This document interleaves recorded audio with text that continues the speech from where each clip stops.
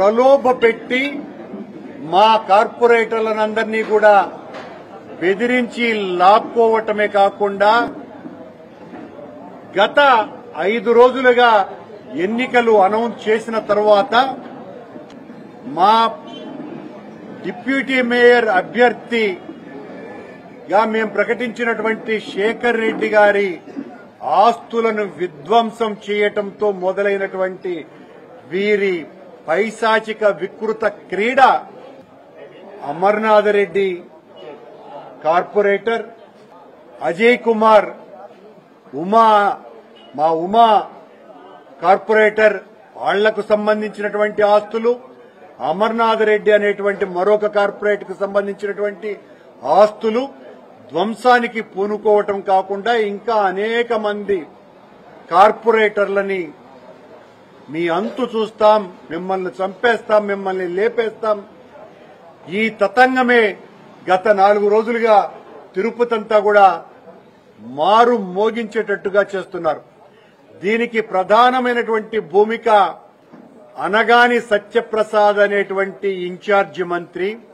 ఈ ఇన్ఛార్జి మంత్రి ఒక అరాచక శక్తి అని, అసాంఘిక వ్యక్తి అని, సాక్షాత్తు తెలుగుదేశం పార్టీకి ఎంతో మద్దతు పలికినటువంటి ఆంధ్రజ్యోతి పత్రికే పతాక శీర్షికలతో అతన్ని గురించి రాయటం కూడా జరిగింది. ఆ అసాంఘిక శక్తి తిరుపతిలో తిష్టవేసి ఇక్కడున్నటువంటి ఆకు రౌడీలనందరినీ కూడా తెలుగుదేశం జనసేన పార్టీకి సంబంధించిన ఆకు రౌడీలనందరినీ కూడా ఉసికొల్పి మా కార్పొరేటర్ల ఇళ్లకు వెళ్లి వాళ్లను నానా దుర్భాషలాడటమే కాకుండా వాళ్ల మీద దాడులు చేయటమే కాకుండా వాళ్లలో ఎంతో మంది ధైర్యంగా నిలబడ్డారు, కొంతమంది జారిపోయినారు. వీళ్ల భయానికి సాక్షాత్తు మా పార్టీ డిప్యూటీ మేయర్ అభ్యర్థినే వాళ్లు లొంగ తీసుకున్నారు బలవంతంగా.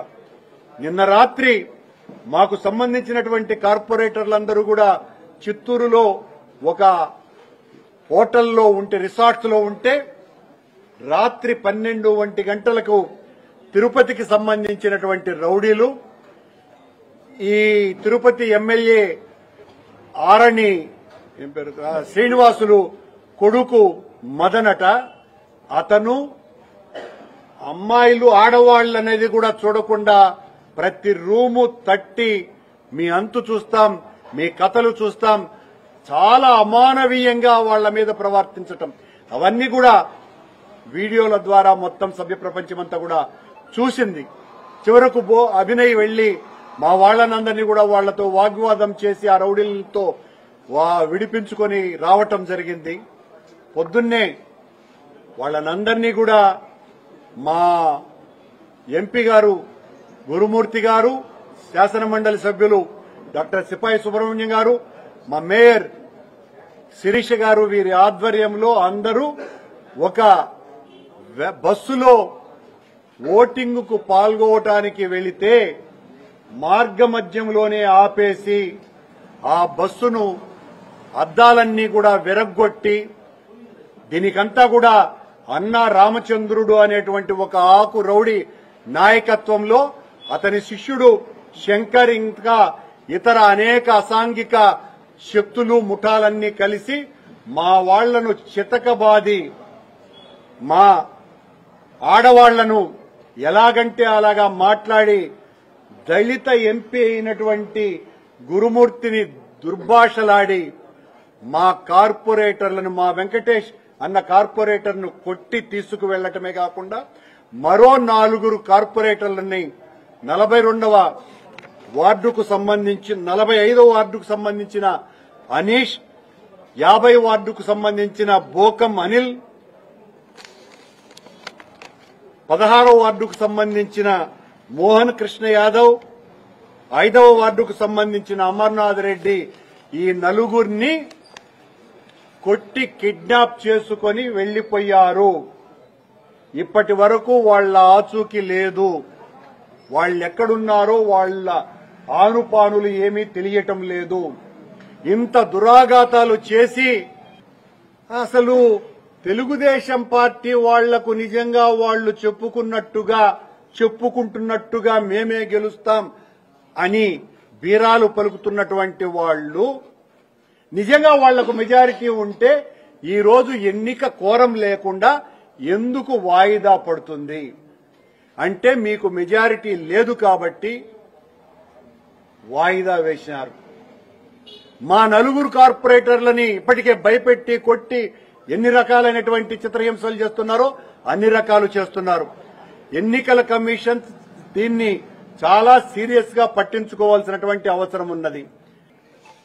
ఎన్నికల రిటర్నింగ్ ఆఫీసర్ గా ఉన్నటువంటి జేసీ గారు ఎన్నికల హాల్లోకి నరసింహ యాదవ్ అనేటువంటి తెలుగుదేశం పార్టీ నాయకుడిని లోపలికి పంపినారు. నేను దీనికి రుజువు కూడా అతను లోపలికి వెళ్తున్నటువంటిది. నేను దీన్ని తిరుపతి ఎస్పీ గారికి హర్షవర్ధన్ రాజు గారికి ఫోన్ చేశాం మార్నింగ్ చేసి, ఎస్పీ గారు ఈ రకంగా తెలుగుదేశం పార్టీకి సంబంధించినటువంటి వ్యక్తి లోపలికి వెళ్లాడు అంటే నేను చూస్తానండి అని చెప్పి ఒక 5 నిమిషాల తర్వాత ఆయన ఫోన్ చేసి నాకు అది ఎన్నికల కమిషన్ వారే ఆయనకు అనుమతి ఇచ్చారటండి, నేనేమి చెయ్యలేను అని సాక్షాత్తు ఎస్పీ గారే నాతో మాట్లాడడం జరిగింది. అంటే ఎన్నికల అధికారిగా ఉన్నటువంటి శుభం బన్సాల్ అనేటువంటి జాయింట్ కలెక్టర్ కి ఎన్నికల నిబంధనలు తెలియవా, లేకపోతే తెలుగుదేశం పార్టీకి అనుకూలంగా వ్యవహరించడానికి ఇంతకంటే నిదర్శన మరొకటి ఉన్నదా? ఇంతకంటే మరొక దారుణం మరొకటి ఉన్నదా? ప్రత్యక్ష సాక్ష్యం నరసింహ యాదవ్ను లోపలికి పంపించింది ఎన్నికల కమిషన్ అని నాతో సాక్షాత్తు ఎస్పీ గారే చెప్పటం జరిగింది. సరే, ఎస్పీ గారికి ఆ తర్వాత నేను ఫోన్ చేసి, అలాగే మా గురుమూర్తి ఎంపీ గారు కూడా ఆయనతో మాట్లాడడం జరిగింది. సార్, ఈ రకంగా మా వాళ్లను కొడుతున్నారు అని అంటే చాలా నింపాదిగా ఆయన నేను వెళ్తున్నానండి అని చెప్పటం జరిగింది. అప్పటికే మా వాళ్లను కొట్టటము, వాళ్లను నలుగురిని కిడ్నాప్ చేయటము, తీసుకెళ్లిపోవటము, వాళ్ల పరిస్థితి ఎక్కడుందో తెలియకపోవటము అన్ని కూడా చూశారు.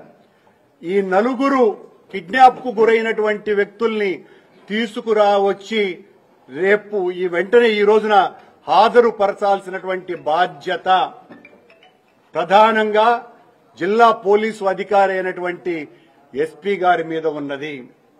ఈ నలుగురు ఏమయ్యారో మాకు తెలియదు. ఈ నలుగురి పరిస్థితి ఆందోళనకరంగా ఉందని వాళ్ల కుటుంబ సభ్యులంతా కూడా పెద్ద ఎత్తున హాహాకారాలతో మా ఇంటికి వచ్చి ఏడుస్తున్నారు, ఇంత దారుణం చేస్తున్నారు అని.